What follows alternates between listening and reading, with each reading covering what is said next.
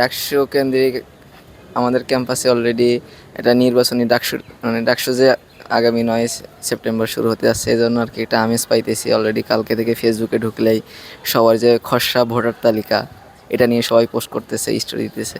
এতে বোঝা যাচ্ছে যে শীঘ্রই আর কি ডাকসু নির্বাচন শুরু হবে।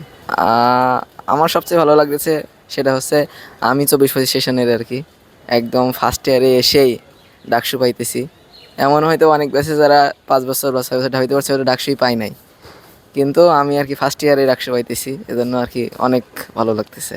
ফার্স্ট ইয়ার সেকেন্ড ইয়ার কি বলবেন, কেউ তো জীবনেও পায়নি। হ্যাঁ, হ্যাঁ, মানে দীর্ঘ 30-35 বছর পর মেবি আর কি ডাকসু হইতেছে। মধ্যে এক সময় মানে স্বৈরাচারের আমলে হয়েছিল, কিন্তু ওটা তো আর কি নির্বাচন বলা যায় না, ওটার আর কি মানে এটা প্রহসনের নির্বাচন ছিল। আমার তো মতে হল রাজনীতি নিষিদ্ধ থাকাই ভালো, কারণ ইউনিভার্সিটিতে একটা পড়াশোনার পরিবেশ। এখানে আমাদের আগে মানে পড়াশোনারে আর কি প্রায়োরিটি দেওয়া উচিত, তারপরে রাজনীতিতেও দরকার।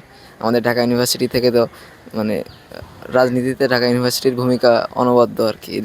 দেশের যে কোনো বড় আন্দোলনে বা আমাদের বড় বড় রাজনৈতিক দলগুলোতেও আমাদের ঢাকা ইউনিভার্সিটির আর কি মানে সিনিয়র ভাইরা আছে যারা রাজনীতিতে ভূমিকা রাখতেছে।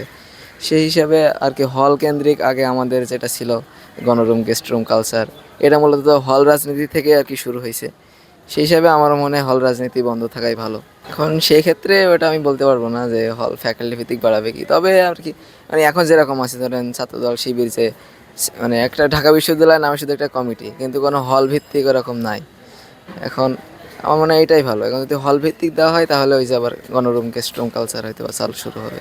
গুপ্ত রাজনীতি একটা কথা প্রচলন আছে। হ্যাঁ, এটা শুনতেছি শিবিরের বিষয়ে, যে শিবিরের নাকি গুপ্ত রাজনীতি আছে। এখন জানি না আর কি, আমি ফার্স্ট ইয়ার আসছি তো। গুপ্ত এখন রাজনীতি সম্পর্কে ধারণা কি, আসলে এটা কিভাবে হয় বা কেমন?